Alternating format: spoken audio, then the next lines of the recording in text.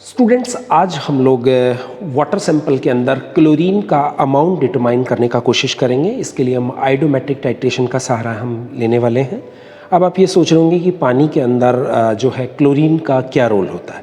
Actual में पानी के अंदर क्लोरीन जो डाला जाता है वो पानी को डिसइंफेक्ट करने के लिए डाला जाता है। इवन गवर्नमेंट वाटर सप्लाई से जो पानी हमारे घर तक आता है उस पानी के अंदर भी क्लोरीन का अमाउंट होता है। ठीक है, वहाँ पर क्या किया जाता है, पानी के अंदर क्लोरीन डाल करके पानी को डिसइंफेक्ट किया जाता है। एक्चुअल में पानी के अंदर क्लोरीन जाने के बाद में HOCl यानी कि हाइपोक्लोरस एसिड बनाता है। वो HOCl क्या करता है, वो नेसेंट ऑक्सीजन जनरेट करता है और नेसेंट ऑक्सीजन से बैक्टीरिया को डिस्ट्रॉय किया जाता है। तो टोटल मिलाकर के हम ये बोल सकते हैं कि पानी के अंदर क्लोरीन का जो अमाउंट है वो पानी को डिसइंफेक्ट करने के, यानी कि पानी के अंदर जो बैक्टीरियाज हैं उनको डिस्ट्रॉय करने में कैपेबल होता है। बट होता क्या है, कई बार जैसे क्लोरीन का अमाउंट पानी के अंदर बहुत ज़्यादा यदि चला जाता है तो वो पानी के बैक्टीरियाज के साथ साथ में हमारे लिए भी क्या होता है, बहुत ज़्यादा हार्मफुल होता है। तो हम ये बोल सकते हैं एक अमाउंट है, फिक्स अमाउंट है 0.3 to 0.5 ppm की बात करें, यदि इतना क्लोरीन पानी के अंदर होता है तो वो हमारे लिए हार्मफुल नहीं है। बट इससे यदि ज़्यादा अमाउंट क्लोरीन का होता है तो वो हमारे लिए भी हार्मफुल हो सकता है। तो ये टाइट्रेशन आज जो अपन डिस्कस करने जा रहे हैं ये बेसिकली इसीलिए इम्पॉर्टेंट है क्योंकि गवर्नमेंट वाटर सप्लाई से पानी जब हमारे घर तक आता है तो इस टाइट्रेशन के थ्रू वहाँ पर पहले चेक किया जाता है कि कहीं क्लोरीन का अमाउंट बहुत ज़्यादा तो नहीं चला गया, क्योंकि यदि बहुत ज़्यादा क्लोरीन का अमाउंट चला गया तो डेफिनेटली वो बहुत ज़्यादा हार्मफुल हो सकता है। ठीक है, तो आज अपन इस टाइट्रेशन के थ्रू क्या करने वाले हैं, क्लोरीन का अमाउंट डिटरमाइन करने वाले हैं कि क्लोरीन के अंदर कितने पानी के अंदर कितना क्लोरीन अवेलेबल है। ठीक है, तो देखिए इसके लिए जितने भी ग्लासवेयर्स हम काम में लेने वाले हैं उन ग्लासवेयर्स को मैंने डबल डिस्टिल वाटर से क्लीन कर दिया है, रिंस कर लिया है पर्टिकुलर सॉल्यूशन से। ठीक है ना, और बिल्कुल रेडी है हमारा सेटअप वर्किंग के लिए। इसके बाद में मैं थोड़ा सा अपने जितने भी ग्लासवेयर्स के बाद में जितने भी केमिकल्स काम में लेने वाले हैं उन केमिकल से भी फेमिलियर करा दूँ। जैसा कि आयोडोमेट्रिक टाइट्रेशन में काम में लेते आ रहे हैं हम, हाइपो सॉल्यूशन हम यहाँ पर काम में लेंगे एज ए इंटरमीडिएट की फॉर्म में। ठीक है, इसके अलावा हमारे पास KI सॉल्यूशन होगा। KI का आयोडोमेट्रिक टाइट्रेशंस जो होती हैं उनके अंदर बहुत बड़ा रोल होता है, ये आयोडीन को लिबरेट कराने के काम में लिया जाता है। इसके अलावा स्टार्च इंडिकेटर को हम यहाँ पर काम में लेने वाले हैं। ठीक है, एक हम एसिटिक एसिड को भी काम में लेंगे। इसका बेसिक रोल जो है एसिटिक एसिड का, ये एक्चुअल में क्या करता है, क्लोरीन को ब्लीचिंग पाउडर से जो क्लोरीन लिबरेट होना है उस प्रोसेस को आसान करेगा, यानी कि क्लोरीन का लिबरेशन के अंदर एसिटिक एसिड का रोल होगा। ठीक है, इसके अलावा हमारे पास वाटर सैंपल है। वाटर सैंपल का मीनिंग आप लोग समझ ही गए होंगे। वाटर सैंपल यानी कि ब्लीचिंग पाउडर इसके अंदर मिला हुआ है, क्योंकि हमें क्लोरीन का अमाउंट डिटरमाइन करना है कि एक्चुअल में ब्लीचिंग पाउडर से कितना क्लोरीन यहाँ पर अवेलेबल है, कितना क्लोरीन जनरेट हुआ है। ठीक है, तो ये सारे ग्लासवेयर्स और जो है केमिकल्स जो है उनसे फेमिलियर मैंने आप लोगों को करवा दिया है। अब हम लोग जो है टाइट्रेशन स्टार्ट करते हैं। टाइट्रेशन स्टार्ट करने के लिए देखिए सबसे पहले हम ब्यूरेट को फिल करना स्टार्ट करेंगे। थोड़ा सा लूज़ हमें फनल को पकड़ना है और कलरलेस सॉल्यूशन है तो लोअर मेनिस्कस यहाँ पर हम देखेंगे। ये लीजिए हमारा ब्यूरेट जो है वो रेडी हो चुका है।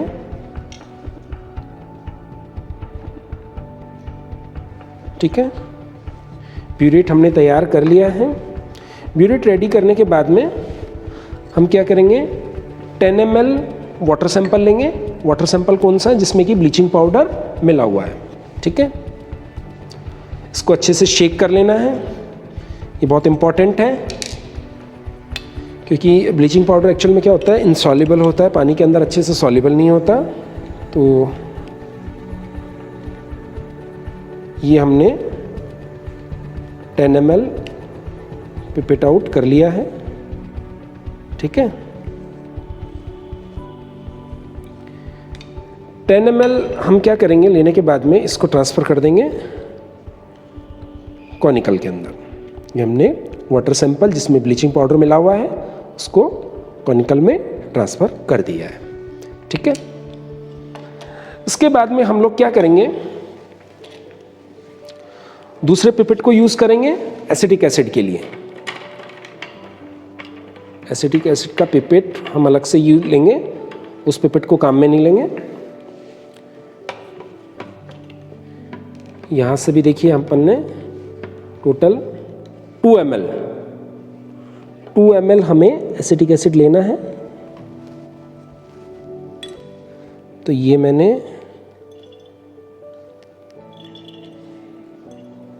2 ml एसिटिक एसिड इसमें डाल दिया।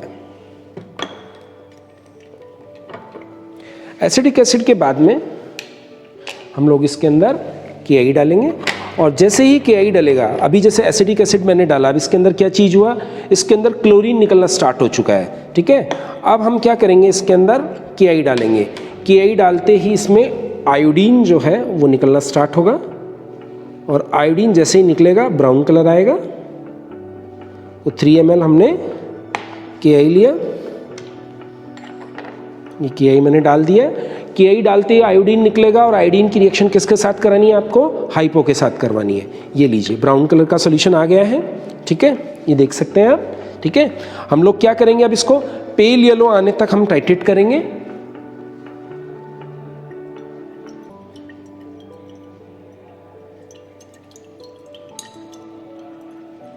तो पेल येलो देखिए हमारे पास पेल येलो कलर आ चुका है। ठीक है, आप देख सकते हैं बिल्कुल लाइट येलो है, पेल येलो वो आ चुका है। अब हम लोग क्या करेंगे, इसके अंदर स्टार्च इंडिकेटर जो है वो ऐड करेंगे, 2 ड्रॉप स्टार्च इंडिकेटर। अब स्टार्च इंडिकेटर ऐड करने के बाद में आयोडो स्टार्च कॉम्प्लेक्स बनेगा, जो कि किस कलर का होता है यहाँ पर, एक्चुअल में आयोडो स्टार्च कलर जो होता है ब्लू ब्लैक टाइप का कलर जो है वो आपको यहाँ पर मिलने वाला है। ये देख सकते हैं आप। ठीक है, ये कलर आपके सामने ब्लू ब्लैकिश टाइप कलर जो है वो आ चुका है। अब हम लोग क्या करेंगे, आयोडो स्टार्च कॉम्प्लेक्स जो बना है, अब फर्दर जो है इसका रिएक्शन हाइपो के साथ हम लोग करवाने वाले हैं। हाइपो के साथ ये रिएक्ट करेगा और हमें फाइनल रीडिंग जो है वो कलरलेस सॉल्यूशन की फॉर्म में मिलने वाली है। ये देखिए कुछ ड्रॉप्स पे ही हमें यहाँ पे कलरलेस सॉल्यूशन मिल गया है। यहाँ पर एक चीज़ ध्यान रखनी है, जब हम स्टार्च इंडिकेटर ऐड करेंगे उस समय हमें ये इंश्योर कर लेना है कि आयोडीन उस दौरान मैक्सिमम कंज्यूम हो चुकी हो। एक्चुअल में जो पेल येलो आता है वो अपने आप में यही रिप्रेजेंट करता है कि आपका आयोडीन जो है मैक्सिमम रिएक्शन में शामिल हो चुका है। ठीक है, उसके बाद में मिनिमम अमाउंट बचता है आयोडीन का, और वो मिनिमम अमाउंट आयोडीन का जो होता है वो आपके स्टार्च के साथ रिएक्ट करके आयोडो स्टार्च कॉम्प्लेक्स बना लेता है। और वो जो आयोडो स्टार्च कॉम्प्लेक्स होता है उसका कलर बेसिकली जो ब्राउन ब्लैकिश जो कलर होता है वो उसी का कलर होता है। और फिर उस मिनिमम अमाउंट की रिएक्शन हम हाइपो के साथ करवाते हैं और वो भी फिर रिएक्शन में पार्टिसिपेट कर जाता है। उसके बाद में हमें कलरलेस सॉल्यूशन मिलता है, जिसको कि अपन एंड पॉइंट कंसिडर करते हैं। तो यहाँ पर देखिए हम एंड पॉइंट एक बार इसका देखने की कोशिश करेंगे। तो एंड पॉइंट यहाँ पे हमें 0.7 पर जो है एंड पॉइंट हमें मिल रहा है। हम 0.7 जो है एंड पॉइंट नोट कर लेंगे। ठीक है, तो मेरे ख्याल से ये स्टेप क्लियर है, सारी चीज़ें क्लियर है, कौन सी चीज़ क्यों डाली गई है, किस लिए डाली गई है। ठीक है ना, लास्ट वाला जो हमारे पास जो कलरलेस सॉल्यूशन आया है इसका बेसिक रीजन क्या है, NaI का बनना। ठीक है ना, सोडियम और आयोडीन, यानी सोडियम कहाँ से मिल रहा है, हाइपो से मिल रहा है, और आयोडीन कहाँ से मिल रही है, KI से हमें मिली। तो NaI के कारण फाइनली हमें ये कलरलेस सॉल्यूशन मिला है यहाँ पे। ठीक है ना, आगे की जो रीडिंग्स हैं, ठीक है ना, सेकंड रीडिंग हमने ऑलरेडी करी हुई है, वो हमें 0.5 पे मिली, और थर्ड रीडिंग भी हमने करी हुई है, वो भी 0.5 पे मिली। तो डेफिनेटली इस रिएक्शन के लिए जो कैलकुलेशन में काम में लेने वाले हैं हम रीडिंग, ठीक है ना, वो कॉन्करेंट रीडिंग होती है। और कॉन्करेंट रीडिंग हमारे लिए यहाँ से कौन सी होगी, 0.5 ml, यानी कि 0.5 ml को हम कैलकुलेशन में यूज़ करेंगे। मेरे ख्याल से चीज़ें क्लियर हैं। लैब में प्रैक्टिकल परफॉर्म करने के बाद अब हम लोग क्लोरीन डिटर्मिनेशन मेथड जो है इसका प्रिंसिपल और कैलकुलेशन समझने की यहाँ पे कोशिश करेंगे। तो देखिए जैसा कि अपन ने ऑलरेडी डिस्कस किया है, बीरीट में हमारे पास क्या होता है, हाइपो होता है, और कॉनिकल में हमारे पास क्या है, क्लोरीन सैंपल है, या फिर यूँ कहूँ वाटर सैंपल जिसमें कि क्लोरीन मिला हुआ है। तो देखिए क्लोरीन पानी के अंदर जो है वो किस फॉर्म में है, पहले तो मैं आपको ये बताने की कोशिश करूँगा। तो देखिए यहाँ पर मैं एक फार्मूला लिख रहा हूँ CaOCl2। ये क्या चीज़ है, ब्लीचिंग पाउडर है। तो हमने जो वाटर सैंपल तैयार किया है उसमें क्या मिला हुआ है, ब्लीचिंग पाउडर मिला है। ठीक है, अब ब्लीचिंग पाउडर जिस पानी में मिला हुआ है उस पानी में हम क्या डाल रहे हैं, हम डाल रहे हैं वहाँ पर एसिटिक एसिड। एसिटिक एसिड डालने के बाद एक्चुअल में क्या करता है, ये यहाँ पर क्लोरीन गैस निकालना स्टार्ट करता है। ठीक है, और साथ में हमें वाटर मॉलिक्यूल, यदि रिएक्शन को अपन बैलेंस करें तो इस तरफ अपन 2 लिख सकते हैं, मेरे ख्याल से रिएक्शन बैलेंस है। तो यहाँ पर इस फर्स्ट रिएक्शन में अपन देख सकते हैं कि एक्चुअल में एसिटिक एसिड का रोल क्या हुआ, क्लोरीन गैस को लिबरेट करना, यानी कि क्लोरीन गैस को लिबरेट करने में एसिटिक एसिड का रोल यहाँ पर रहा है, यानी कि क्लोरीन गैस आपके वाटर सैंपल में से निकलना स्टार्ट हो गई है। अब देखिए जैसा कि आयोडोमेट्रिक टाइट्रेशन में बेसिकली रिएक्शन किसके साथ होती है, आयोडीन के साथ में। तो यहाँ पर आयोडीन का सोर्स जो है बेसिकली क्या है, यहाँ पर KI है। तो ये जो क्लोरीन लिबरेट हुआ है ये किसके साथ रिएक्ट कर रहा है, अब KI के साथ में, ठीक है। और KI के साथ में रिएक्ट करके इसके 2 मोल ले लेते हैं अपन यहाँ पर, और ये बना लेगा यहाँ पर अपना KCl, और साथ में यहाँ से क्या निकलेगा, आयोडीन गैस। आयोडीन यहाँ से निकलना स्टार्ट होती है, ठीक है। अब ये जो आयोडीन निकलना स्टार्ट होती है ये बेसिकली अब रिएक्ट किसके साथ करती है, ये सारा जो दोनों स्टेप्स जो यहाँ पर अपन ने डिस्कस करें ये किसके अंदर हो रहा है, कॉनिकल में हो रहा है, क्योंकि कॉनिकल में हम एसिटिक एसिड डालते हैं, कॉनिकल में हम KI डालते हैं। उसके बाद में फाइनली आयोडीन लिबरेट हो रहा है, यानी कि क्लोरीन का अमाउंट पर डिपेंड करेगा आयोडीन का निकलना, ठीक है ना।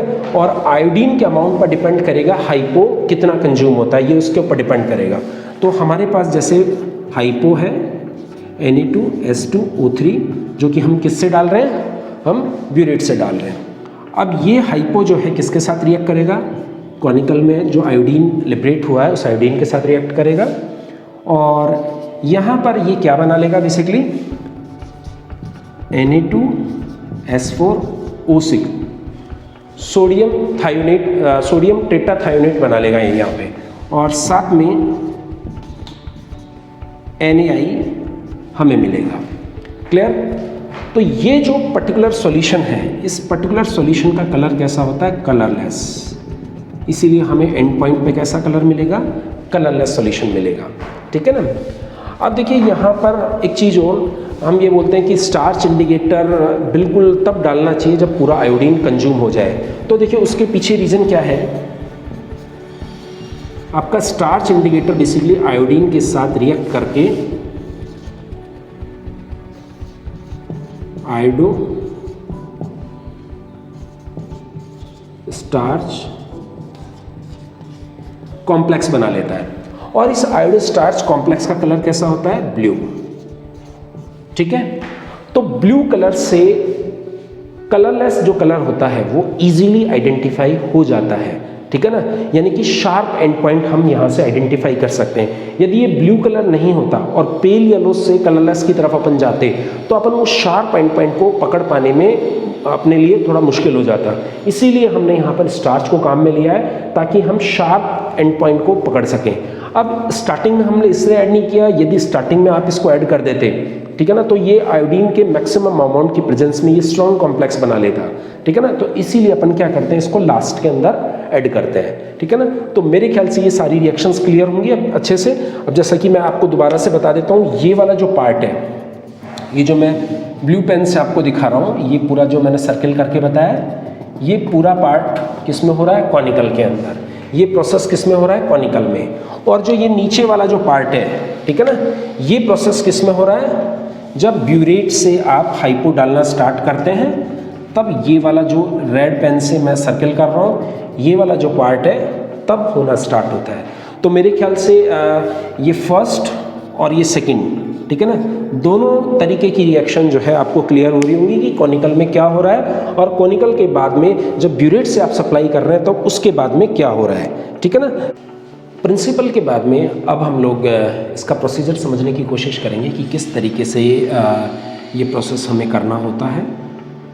तो देखिए इसके लिए हम एक ब्यूरेट लेंगे सबसे पहले, और ब्यूरेट के अंदर हम क्या फिल करेंगे, hypo. Hypo it means Na2S2O3, और नीचे जो कॉनिकल होगा आपके पास,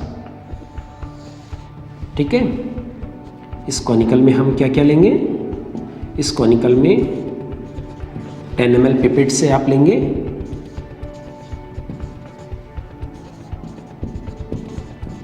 वाटर सैंपल लेंगे, ठीक है।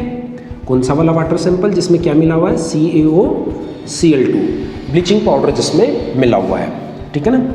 और इसमें क्या चीज़ डालेंगे आप, यहाँ पे 2 ml आपको डालना है एसिटिक एसिड, ठीक है। ये दो चीज ऐड करने के बाद, ठीक है, ये दो आपने केमिकल आपस में मिक्स करें। इनको मिक्स करने के बाद में यहाँ से क्या चीज़ निकलना स्टार्ट होगा? क्लोरीन गैस निकलना स्टार्ट होगा, Cl2 निकलना स्टार्ट होगा, ठीक है। अब जैसे ही क्लोरीन स्टार्ट होगा, आप यहाँ पर क्या चीज़ डालना स्टार्ट करेंगे? Ki। और Ki का कितना अमाउंट डालना है? 3 ml Ki हम डालेंगे, ठीक है ना। 10% वाला जो Ki है वो हम 3 ml यहाँ पर डालेंगे। और ये दो चीज़ आपस में जब रिएक्ट करेंगी तो यहाँ से क्या चीज़ निकलना स्टार्ट होगी? यहाँ से I2 निकलना स्टार्ट होगा, आयोडीन निकलना स्टार्ट होगा। क्लियर? अब ये आयोडीन जब निकलेगा तो कलर कैसा होगा? ब्राउन कलर देखने को मिलेगा, ठीक है ना। अब हम लोग क्या करेंगे? ये जब ब्राउन कलर, ये सारा प्रोसेस किस में हो रहा है? कॉनिकल में, ठीक है ना। अब ये ब्राउन कलर जैसे ही आना स्टार्ट होगा, हम लोग इसमें ऐड करना स्टार्ट करेंगे हाइपो की रिएक्शन अब किसके साथ हो रही है? आयोडीन के साथ में। अब जब हाइपो की रिएक्शन आयोडीन के साथ होना स्टार्ट होगी तो सबसे पहले ये ब्राउन से येलो में और येलो से पेल येलो में कन्वर्ट होगा।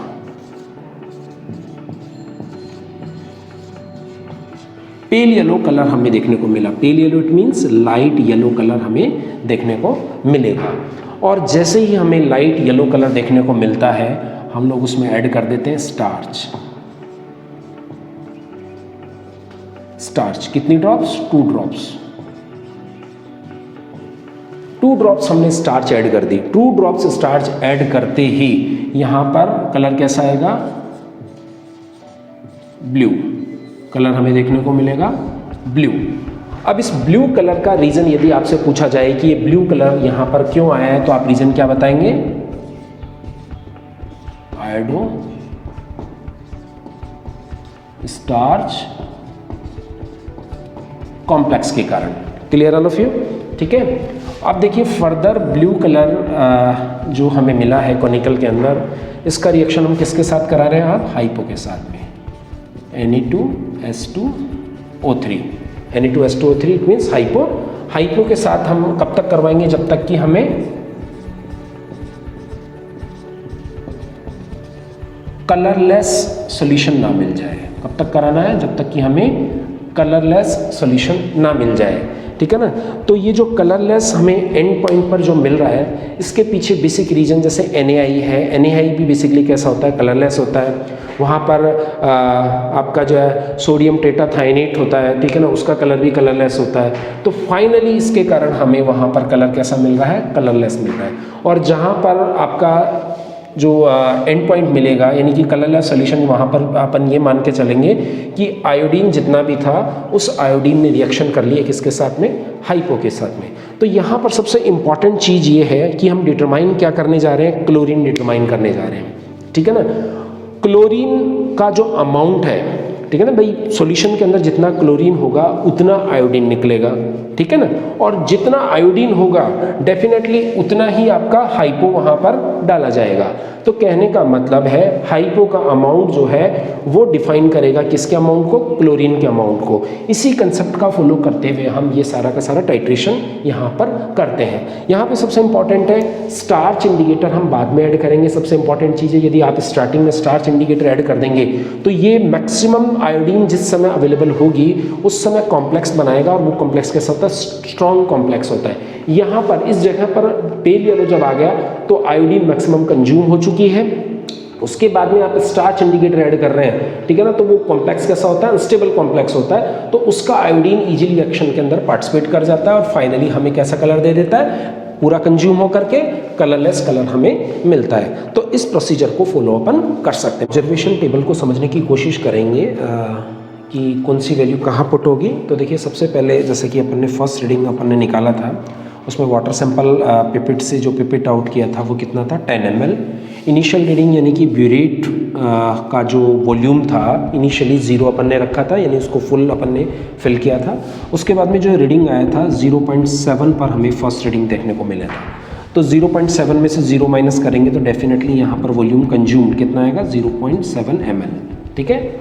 चलिए सेकंड जो हमने रिपीट किया था सेम टाइट्रेशन को, तो उसमें 10 ml लिया था अपन ने, इनिशियल वही 0 से स्टार्ट किया था, रीडिंग हमारा आया था 0.5 पे, तो वॉल्यूम कंज्यूम कितना हो गया 0.5, इसमें से इसको माइनस करेंगे 0.5 आएगा, ठीक है ना। इसी तरीके से थर्ड टाइम भी हमने इसी प्रोसीजर को रिपीट किया था और हमें रीडिंग जो मिली थी वो 0.5 मिली थी। तो यहाँ पर देखिए लास्ट की 2 यूनिट सिमिलर आ रही है, तो कॉन्करेंट रीडिंग जो है यहाँ पर कितना हो जाएगा 0.5 हमारे लिए कॉन्करेंट रीडिंग हो जाएगा। क्लियर। और इसी को हम काम में लेंगे कैलकुलेशन में। कैलकुलेशन में जो काम में लिया जाएगा बेसिकली वो इसी को ही हम काम में लेंगे। चलिए अब अपन इसका कैलकुलेशन समझने की कोशिश करते हैं कि किस तरीके से फाइनली हमें मिलेगा, ठीक है ना, क्लोरीन का अमाउंट। तो यहाँ हेडिंग डालिए कैलकुलेशन। तो देखिए कैलकुलेशन के लिए हम लोग क्या करेंगे, N1V1 इक्वल टू N2V2, ठीक है ना। एक हिस्सा आप वाटर सैंपल का कर लीजिए और एक हिस्सा आप कर लीजिए हाइपो का। तो ये वाला हिस्सा मैं हाइपो का कर रहा हूँ और ये वाला पर्टिकुलर जो है वो वाटर के लिए, वाटर क्लोरीन वाला वाटर, ठीक है। तो यहाँ पर जैसे कि इनिशियली हमने आपको बताया था कि हाइपो का सोल्यूशन हमारे लिए नॉन है, तो N/40 का सोल्यूशन है, तो यहाँ पर हम ले लेंगे N/40, क्लियर। और V1 जो है हाइपो का कॉन्करेंट रीडिंग कितने पे आया था 0.5 पे हमें देखने को मिला। N2 आपको यहाँ पर निकालना है, ठीक है। और V2 क्या है, वाटर सैंपल आपने कितना लिया था 10 ml। तो यहाँ से आप N2 का वैल्यू जो कैलकुलेट करेंगे फाइनली, ठीक है ना, वो कितना आएगा N2 इक्वल टू 0.00125। ये इसकी नॉर्मेलिटी फाइनली निकल करके आ गई है, ठीक है ना। अब हम लोग क्या करेंगे, ये जो नॉर्मेलिटी में वैल्यू आई है, इस नॉर्मेलिटी की वैल्यू को यदि ग्राम पर लीटर में कन्वर्ट करना हो तो 35.5 जो कि इक्विवेलेंट वेट है क्लोरीन का, उससे हम मल्टीप्लाई कर देंगे। जैसे कि यहाँ पर मैंने 0.00125 को 35.5 से मल्टीप्लाई किया, प्लस जो ग्राम पर लीटर में आंसर आएगा यदि उसको ppm में मुझे कन्वर्ट करना हो तो उसको मैं क्या करूँगा 1000 से भी मल्टीप्लाई कर दूंगा। तो इसका सोल्यूशन फाइनली जो इन तीनों को मल्टीप्लाई करने के बाद में जो मुझे वैल्यू मिलेगी बेसिकली वो कितना मिलेगी 44 ppm, ठीक है। तो वहाँ से जो मुझे वैल्यू मिलेगी वो बेसिकली कितनी होगी 44 ppm अराउंड, ठीक है। तो ये हमारा क्लोरीन का अमाउंट हो गया वाटर सैंपल के अंदर 44 ppm। और जैसा कि हमने स्टार्टिंग में भी देखा था कि पानी के अंदर 0.3 to 0.5 ppm तक यदि क्लोरीन होता है तो उसको ड्रिंकिंग पर्पज काम में लिया जा सकता है। बट यहाँ पर जैसे 44 ppm का वाटर है तो डेफिनेटली ये वाटर सैंपल जो अपन ने लिया है, ठीक है, ये पीने लायक नहीं है, इसमें क्लोरीन का अमाउंट बहुत ज़्यादा है। यदि ड्रिंकिंग पर्पज हम इसको काम में लेंगे तो ये डेफिनेटली हमारे लिए हार्मफुल होगा। तो मेरे ख्याल से चीज़ें समझ आ रही है अच्छे से। चलिए, थैंक यू।